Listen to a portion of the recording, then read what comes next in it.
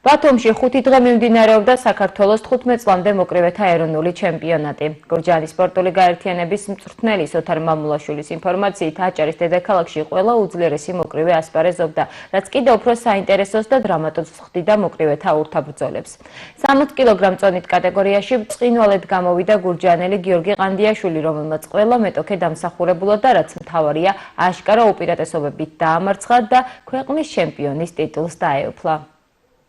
ჩატარდა საქართველოს ჩემპიონატი, ჩავატარე 3 ბრძოლა, იყო ძალიან ძლიერი ტურნირი და მოვიპოვა პირველი ადგილი.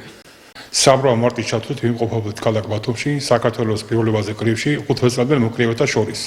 ეს ითვალისწინებს ნაკრების შედგენას, რომელიც დაახლოებით ოქტომბრის თვეში 16 ოქტომბერი მიიღებს მონაწილეობას ევროპის პირველობაზე და შედგა ნაკრები. აქ მონაწილეობას ღებულობდა ჩვენი სკოლის მოკრივე გიორგი ყანდიაშვილი 60 კილოგრამ წონით კატეგორიაში, რომელმაც იასპარეზა შესანიშნავად, ჩაატარა 3 ბრძოლა, პირველი ბრძოლა ქონა მესტია და შემდეგი ზუგდიდეთსა და მესამე ფინალური ქუთაისთან. სამივე ბრძოლა აშკარა უპირატესობით ჩაატარა, საჭთა გადაწყვეტილებით მიანიჭეს გიოს გამარჯვება და დაიმკვიდრა ნაკრებში პირველი ადგილი. ახლა დაიწყება მზადება ეტაპობრივად გაივლიან შეკრებებს ეს ბიჭები და მონაწილეობა სხვადასხვა ტურნირებზე ევროპის პირველობამდე და ევროპის პირველობაზეც გარანტიას ვიძლევით, რომ ჩვენი გიორგი ყანდიაშვილი შედეგს დასდებს, მედალს გააკეთებს აუცილებლად. შეიძლება უკროს ძიძის მედალიც მოვიპოვოთ. ეს მარტო ჩემი შეხედულება არ არის, არიან ცდელები ნაკრებს, რომელმაც გიორგის შეაფასეს ერთ-ერთ საუკეთესო მოკრივედ.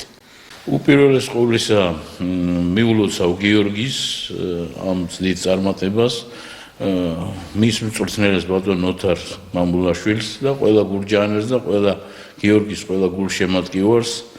გიორგი ბავშვობიდანვე, პატარაობიდანვე იზრდებოდა ჩვენთან, აქ ვარჯიშობდა, იზრდებოდა და რაც ყველაზე ესეთი ღირსშესანიშნავია, ხო, რომ გიორგის მშობლები ყოველთვის იყვნენ ყურადღებით ამ ბავშვის მიმართ, ამ სპორტთან დამოკიდებულებაში და რამაც აი ეს შედეგი მოგცა და ყოველთვის, როდესაც მშობელი აქტიურად არის ჩარეული თავის შვილის აქტიურ ცხოვრებაში, იქ ყოველთვის არის შედეგი.